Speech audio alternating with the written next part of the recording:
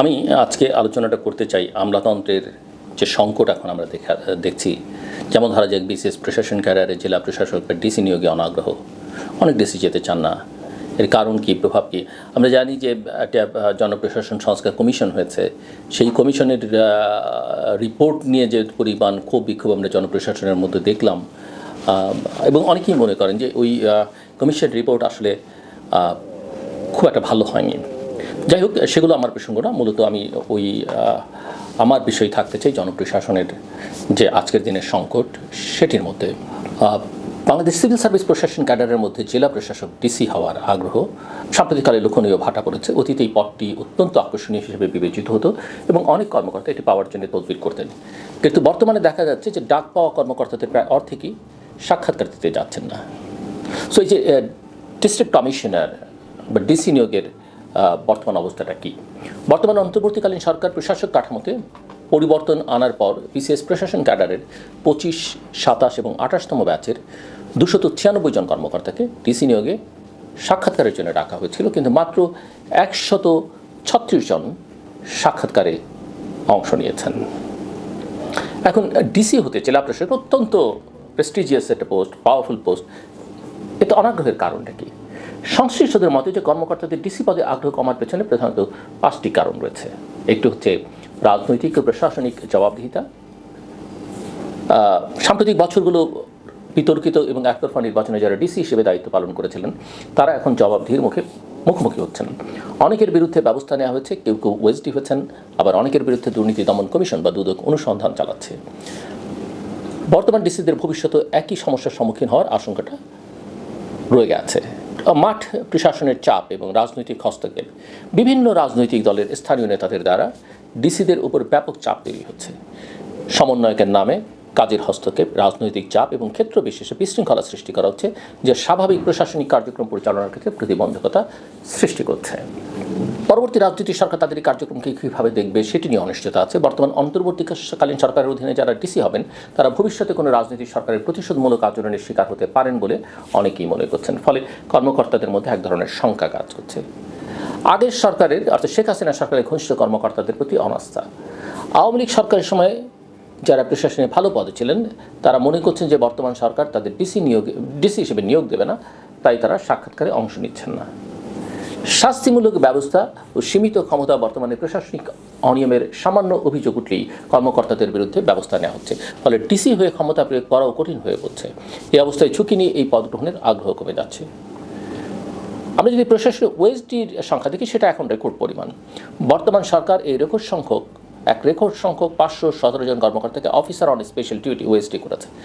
এর মধ্যে প্রশাসন ক্যাডারের 121 জন কর্মকর্তা রয়েছেন। সাধারণত কোনো কর্মকর্তার বিরুদ্ধে অভিযোগ থাকলে তদন্তকালে তাকে ওএসডি করা হয়, তবে বর্তমান পরিস্থিতিতে ওএসডি ব্যবস্থাটি শাস্তিমূলক বদলি বা রাজনৈতিক উদ্দেশ্য প্রণোদিত ব্যবস্থা হিসেবে নেওয়া হচ্ছে বলে বা ব্যবহৃত হচ্ছে বলে অনেকে মনে করছেন। প্রশাসনে ডিসি নিয়োগ এবং এই বিষয়ে নীতিমালাটা কি?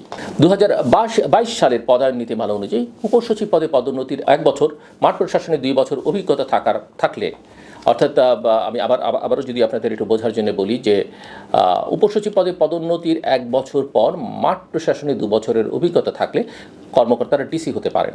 তবে বর্তমান সরকার নীতিমালায় শিথিলতা এনে মাঠ প্রশাসনের অভিজ্ঞতা ছাড়াই ডিসি নিয়োগ দিচ্ছে। এখন এর প্রভাব, ভবিষ্যৎ সম্ভাবনা কি, সমস্যা কি? ডিসি পদের প্রতি অনাগ্রহের কারণে তুলনামূলক কম দক্ষ কর্মকর্তা এই পদে আসীন হতে পারেন, যা প্রশাসনিক দক্ষতার ক্ষেত্রে নেতিবাচক প্রভাব ফেলবে। পাশাপাশি এই অনাগ্রহের ফলে দলবাজ বা বিতর্কিত কর্মকর্তারা ডিসি পদে আসার সম্ভাবনাটা বেড়ে যেতে পারে। রাজনৈতিক হস্তক্ষেপ কমিয়ে এবং ডিসিদের স্বাধীনভাবে কাজ করার সুযোগ দিলে পরিস্থিতির উন্নতি হতে পারে। তবে আগামী 10-15 বছর পর্যন্ত এই সংকট অব্যাহত থাকতে পারে বলে অনেকেই মনে করছেন। সো ডিসি পদের প্রতি কর্মকর্তাদের অনাগ্রহ, প্রশাসনের পরিবর্তিত পরিস্থিতি, রাজনৈতিক অনিশ্চয়তা এবং জবাবদিহিতার চাপে পড়ার আশঙ্কার প্রতিফলন হচ্ছে এই অনাগ্রহ। সরকারের উচিত প্রশাসন ক্যাডারের নিরপেক্ষতা নিশ্চিত করা, ডিসিদের স্বাধীনভাবে কাজ করবার পরিবেশ সৃষ্টি করা এবং রাজনৈতিক হস্তক্ষেপ কমানো। অন্যথায় মাঠ প্রশাসনের দক্ষতা ও কার্যকারিতা আরও দুর্বল হয়ে পড়বে। এবং এই অবস্থা যদি চলতে থাকে প্রশাসন ক্যাডারের, এই অবস্থা যদি চলতে থাকে ডিসিদের ক্ষেত্রে, তাহলে এটা মোটামুটিভাবে নিশ্চিত করে বলা যায় আমরা ওইদিকে দেশের আইনশৃঙ্খলা পরিস্থিতির কথা জানি, আইনশৃঙ্খলা রক্ষাকারী বাহিনীগুলোর অবস্থার কথা জানি, নির্বাচন করা সরকারের জন্য কঠিন হয়ে যাবে। একদিকে এমনিতেই সরকারের নিরপেক্ষতা নিয়ে প্রশ্ন রয়েছে, অন্যদিকে একটা নির্বাচন করবার জন্য যে ধরনের সক্ষমতা দরকার, প্রশাসনের যে ধরনের ইনভলভমেন্ট থাকা দরকার, আইনশৃঙ্খলা রক্ষাকারী বাহিনী বিশেষ করে পুলিশের যে ভূমিকা বা তার যে ইনভলভমেন্ট দরকার, সেটা করবার জন্যে যেটুকু চেষ্টা প্রয়োজনীয়তা সেটা কিন্তু আমরা লক্ষ্য করছি না। কাজেই এক ধরনের চরম নৈরাজ্য, চরম অস্থিরতা রয়েছে এবং সরকারের সিদ্ধান্ত গ্রহণ প্রক্রিয়ার মধ্যে আমরা এক ধরনের গভীর সমস্যা দেখতে পাচ্ছি। বাংলাদেশের আমলাতন্ত্র নিয়ে মানুষের মধ্যে ক্ষোভ রয়েছে, আমলাতান্ত্রিক জটিলতা নিয়ে মানুষের ভোগান্তি রয়েছে, কিন্তু একথা ঠিক এবং একথা আমাদের মানতেই হবে যে আমলাতন্ত্র ছাড়া তো দেশ চলবে না। এবং তাদেরকে এক ধরনের অস্থিরতার মধ্যে, তাদেরকে সারাক্ষণ বকাবকি করে, তাদেরকে কথায় কথায় ওয়েজডি করে, কথায় কথায় বিদায় করে দিয়ে আপনি আমলাতন্ত্রের অস্থিরতা কাটাতে পারবেন না। এবং এই অস্থিরতা যতক্ষণ থাকবে ততক্ষণ পর্যন্ত আসলে দেশের নানা ক্ষেত্রে সংকট তৈরি হবে। মনে রাখতে হবে যে আমলারা যথেষ্ট ট্রেন্ড, যে ট্রেনিং রাজনৈতিক নেতাদের নেই, যে ট্রেনিং অন্য প্রফেশনাল লোকজনের নেই। সো তারা যে কোনো কিছুকে দিনকে রাত, রাতকে দিন বানাতেও তারা সিদ্ধহস্ত অনেক ক্ষেত্রে। কাজেই আমি মনে করি যে এই জায়গাগুলোতে অনেক বেশি নজর দেওয়া দরকার। বাংলাদেশের একটা দক্ষ প্রশাসন ব্যবস্থা দরকার এবং তাদেরকে গালাগালি করলে হবে না। তারা দেশের সন্তান, দেশের জন্য কাজ করছেন এবং তারা একটা প্রক্রিয়ার মধ্যে দিয়ে আসেন এবং ভালো ছেলেমেয়েরা প্রশাসনে আসে। কাজেই এখানে রাজনৈতিক হস্তক্ষেপ বন্ধ করতে হবে, এর রাজনীতিকরণ বন্ধ করতে হবে। সরকার এটা অরাজনৈতিক হলো, ওই যে সমন্বয়কদের কথা বললাম বা অন্যদের কথা বললাম, সেই ধরনের যে কোনো ধরনের চাপ থেকে এদেরকে মুক্ত রাখতে হবে এবং তাদের মধ্যে একটা আস্থা ফিরিয়ে আনতে হবে। হ্যাঁ, কেউ যদি অপরাধী হয়ে থাকে আপনি তাকে অপরাধী হিসেবে চিহ্নিত করে সরাসরি শাস্তি দেন, কিন্তু সারাক্ষণ টেনশনের মধ্যে রাখলে আসলে কেউ কোনো কাজ করতে পারবে না এবং ভালো কিছু ডেলিভার করতে পারবে না। এখনও প্রশাসনের অনেক কর্মকর্তার মনোবল ফিরিয়ে আনা যায়নি, পুলিশ প্রশাসনের প্রায় এটা শ্যাটার্ড হয়ে গেছে।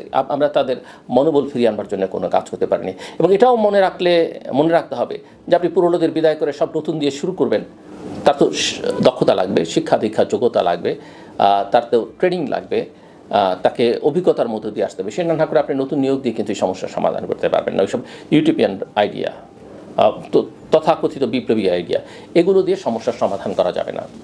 সো বাংলাদেশে একটা শক্তিশালী প্রশাসন ব্যবস্থা দরকার এবং তার জন্যে আমি মনে করি রাজনৈতিক স্থিতিশীলতার উপর আমাদের এখন জোর দেওয়া দরকার, আমাদের দ্রুত নির্বাচনের দিকে যাওয়া দরকার, একটা রাজনৈতিক সরকার দরকার এবং আমরা আশা করব যে সেই সরকার একটা জনবান্ধব প্রশাসন তৈরি করবেন এবং তাদেরকে আন্তর্জাতিক মানের প্রশিক্ষণ দিয়ে, শিক্ষা দীক্ষা দিয়ে তাদেরকে তৈরি করবেন এবং তারা যেন রাষ্ট্রের জন্য কাজ করে। অবশ্যই সরকার জন্য কাজ করবে, কিন্তু সরকারি দলের জন্য কাজ করবে না, কোনো ব্যক্তি বিশেষের জন্য কাজ করবে না। এমন একটা প্রশাসন আমরা করতে চাই এবং তাদের পেশাটাও যেন সম্মান